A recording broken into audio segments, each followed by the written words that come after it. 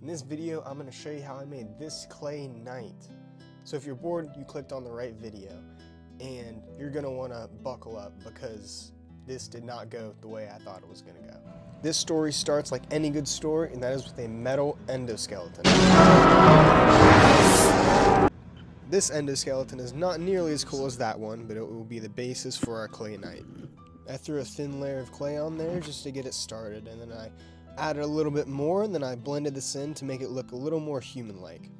I added some gray clay on the arms and legs to start with the armor, which I would regret later putting them on the legs. In order to get that chainmail texture, I took a piece from a window screen, cut it down to size, and used that, and I rolled it on the clay to give a more chain look.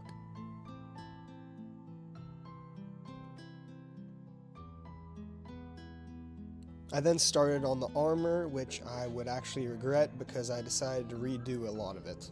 If you can't tell already, I'm kind of just making things up as I go. To give it more detail, I added this cloth piece along with some straps. To make the hands, I flattened out these two pieces of clay, slapped them together, and then cut it out kind of like a cookie cutter. I squished this into shape right before I actually put it onto the body. I then place this hand on the knight's knee as the knight is going to be in a kneeling position. And this is because the knight's going to be praying. And I actually realized that a knight probably wouldn't pray with his helmet on, kind of like how you take your caps off when you pray. So I then realized that I would have to make, if he was praying, that I would give him a helmet off, that it would be his face. If I decided to sculpt a face, it would look like something out of a horror movie. So I guess this is a knight kneeling because he just got done with praying. I finished the chest plate and then added some detail.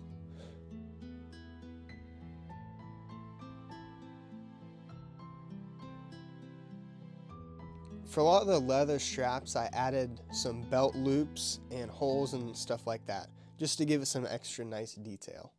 As I took it out of the oven, I realized that I actually have the knight's armor, how he has kind of like an oven mitt. I then gave him some nice little boots, and I gave him a chainmail skirt, which I used the same method to make it actually look like chainmail, which he kind of looked like a mermaid in the other picture. But after that, I flattened out some white clay in order to give him like his tarp or tabard or whatever you want to call it, his Templar thingy. I put a belt over this. And to make his belt look extra fancy, I added some leftover belt. I also added holes and a place that it can slide into.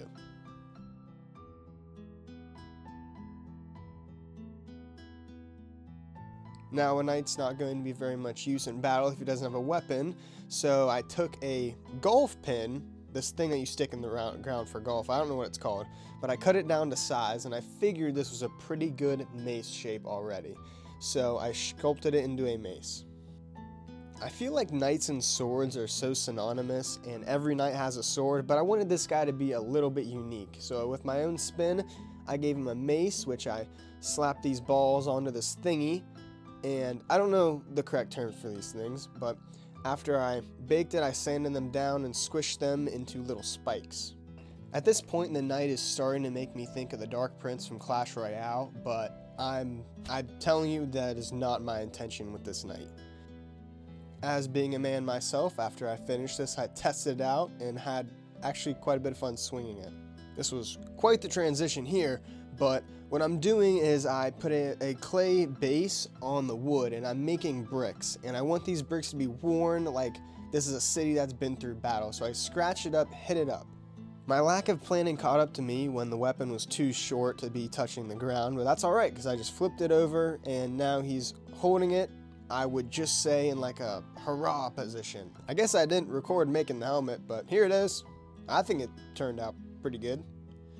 I failed to record the making of the helmet, but it's okay because I ended up recording myself flipping this paint can like a bartender, and I ended up dropping it, so yeah. I spray painted it, and it turned out pretty good. My dark and grimy knight was looking kind of cute and sparkly, which was not the intention because I bought the wrong clay. So to cover that up, I decided to add a wash. But when I was applying the wash, I realized I needed to apply the paint first. So I started with white. After the white base coat, I realized he can stand. Like, I thought that was pretty cool. It looked like he was on high heels there. But anyways, I continue to paint the metal bits with oily steel by Vallejo, which I love, and it makes everything awesome. And it actually made this look a whole lot better. It made it look like it was real steel. I'm not talking about the movie, I'm talking about the night, but it really did make a big difference, this paint job. After painting, I realized that my bricks were still drying outside, so I went to get them, and I actually heard a really weird noise, and I wanted to figure it out. Ah! Did I scare you guys? I'm sorry if I did, but the bricks are dry now, and I decided to paint the boots. The boots and belt were painted the same color, which was supposed to mimic leather, which I think it did pretty well. After that, I mainly got over the parts that I smudged and messed up and got extra paint on. After the base coat was done, to make it look real grimy and the armor a little bit weathered, I used a wash, which I can actually use now because I finished the paint job, unlike last time, where I accidentally did this first. But it's alright. I used a lot of wash on the weapon to make it look a little more battered. I then went to paint the red cross on his chest before I realized that it's a black cross, and I just wasted a bunch of red. I started on my black cross. That is in fact not red.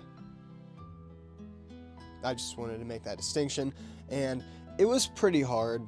I mean, it wasn't a whole lot, but it's like a plus sign basically, and they use it in flags a lot, but it represents the gospel going everywhere, north, south, east, and west.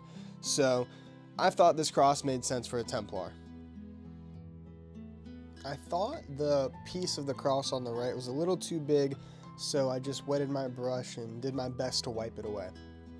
I like how it turned out for my first freehand. Initially, I put down some tack in order to where I could dip it in my sand and then make a sandy base. But it didn't quite go that way, and I ended up changing it. But I mainly just spreaded this out so that it's a little less tack towards the end, so it looks like it's a grade and that there's less and less sand the farther you go.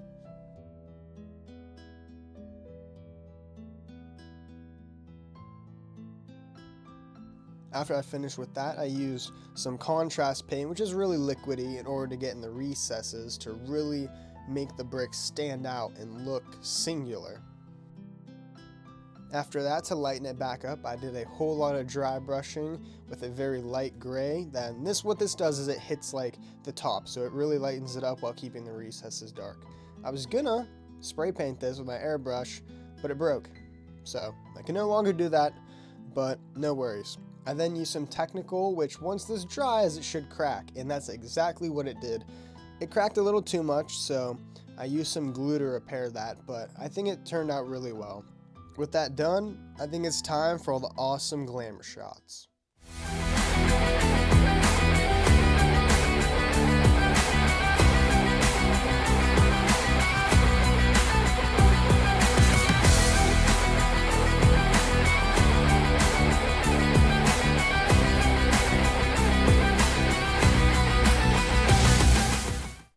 Big thanks if you made it this far. If you want to, like and subscribe. I'm just going to continue to make videos, especially this summer since I'll have a little bit more free time. Just a lot of hobby stuff, making stuff, and like and subscribe. God bless.